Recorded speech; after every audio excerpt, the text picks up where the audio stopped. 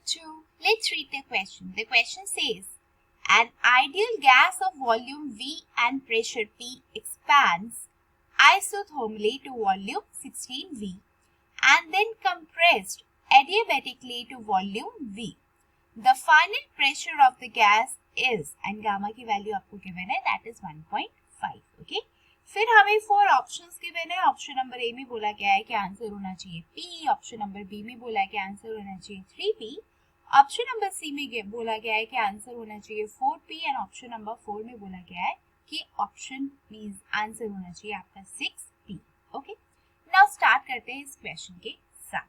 अब देखो इसमें क्या बोला गया है कि सबसे पहले एक आइडियल गैस है जिसका वॉल्यूम कितना है V है. ओके, एंड वो जो प्रेशर है उसका, ठीक है, वो क्या करता है, जो प्रेशर P है, राइट, मतलब pressure P and volume V है आपका आइडियल गैस का. फिर ये आइसोथर्मली क्या करता है, एक्सपैंड करता है कितने वॉल्यूम तक, 16V तक. उसके बाद ये दोबारा से क्या हो जाती है, कंप्रेस हो जाती है. लेकिन कैसे, एडियाबैटिकली प्रोसेस से क्या होता है, ये आपकी कंप्रेस होती है दोबारा से V वॉल्यूम पे. आपसे पूछा गया है कि final pressure of the gas जो होगी वो कितनी होगी. ओके, तो चलिए स्टार्ट करते हैं हमारे सॉल्यूशन के साथ.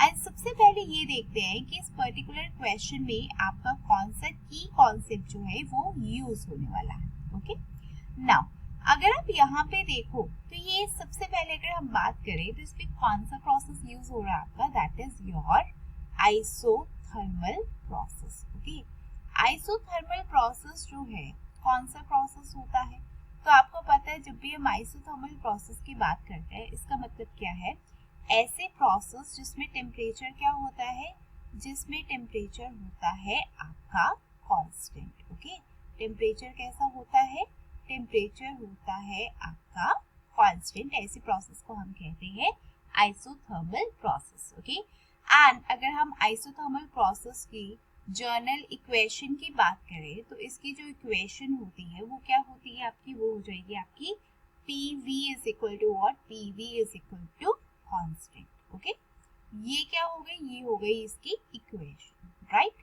नाउ इसी को यूज करके अब हम इस पर्टिकुलर क्वेश्चन को करने वाले हैं सॉल्व. ठीक है, कैसे सॉल्व करेंगे चलिए देखते हैं. अब देखिए PV जो है वो क्या है हमारा, वो हमारा कांस्टेंट है. तो क्या आप इसको ऐसे लिख सकते हो, that P1 V1 is equal to P2 V2, मतलब जितना इनिशियल वॉल्यूम जितना इनिशियल प्रेशर का प्रोडक्ट उतना ही क्या होगा, final volume and final pressure का प्रोडक्ट. अब देखो P1 हमें क्या बोला, इनिशियली प्रेशर P है एंड वॉल्यूम V है, मतलब आप ये बोल सकते हो PV ऐसे लिख लेंगे. P2 हमें क्या गिवन है, क्या गिवन है, नो नहीं गिवन है. एंड V2 कितना है, देखिए अब जो वॉल्यूम एक्सपैंड करके कितनी आ गई, 16V, तो आपने यहाँ पे क्या लिख लिया, 16V. यहाँ से अगर आप P2 निकालोगे तो क्या आएगा, वो आ जाएगा आपका P अपॉन में 16. ठीक है, ये क्या आ गया आपके पास, ये आ गया है आपके पास P2.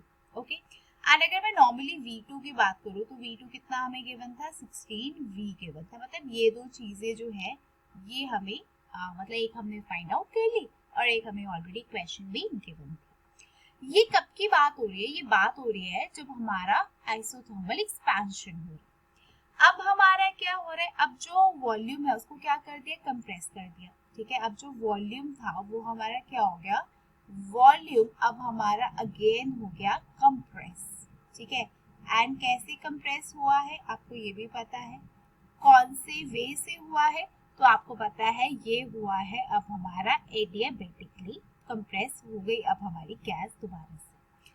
अब देखो जी क्या हुआ कि जो वॉल्यूम था वो अगेन कितना हो गया, V हो गया. तो हम लिख लेते हैं V3 is equal to V. ये देखिए वॉल्यूम कितना हो गया, अगेन V हो गया. एंड प्रेशर जो है हमें नहीं पता, अब हम इसको P3 लिख लेते हैं और यही P3 जो है यही हमें फाइंड आउट करना है.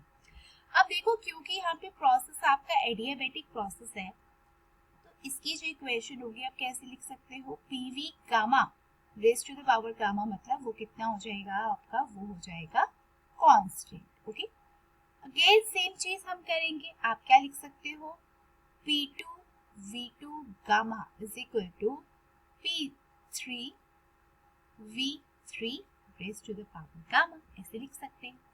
ओके, अब देखो आप यहाँ पे अगर आप इस वाली इक्वेशन पर्टिकुलर इक्वेशन को देखो तो यहाँ पे आपके पास P2 है, ये देखिए यहाँ से P2 एंड V2 है हमारे पास, तो आपने क्या लिख लिया P अपॉन में 16 इंटू V2 कितना है आपके पास, आपको पता है ये कितना है आपके पास 16V है, तो आप इसको कैसे लिखोगे P अपॉन में 16 इंटू 16V, लेकिन हमारी यहाँ पे गामा भी है एंड गामा की वैल्यू आपको गिवन है कितनी 1.5, तो हमने डायरेक्टली यहाँ से लिख लिया 1.5। ये किसके इक्वल हो जाएगा आपके, ये हो जाएगा P3, राइट, क्योंकि हमें वैल्यू नहीं पता तो हम P3 लिखेंगे एंड फाइनल वॉल्यूम मतलब V3 कितना है आपका, दैट इज V की पावर कितनी आ जाएगी अगेन 1.5।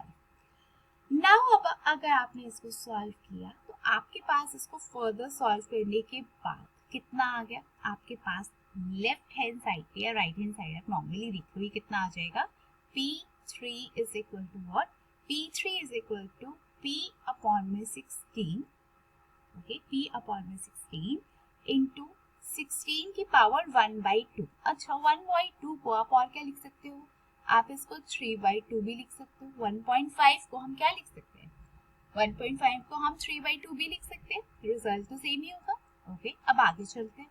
अब P3 is equal to what, P upon में 16। अच्छा 16 को कैसे लिख सकते हो, आप लिख सकते हो 4 स्क्वायर 3/2।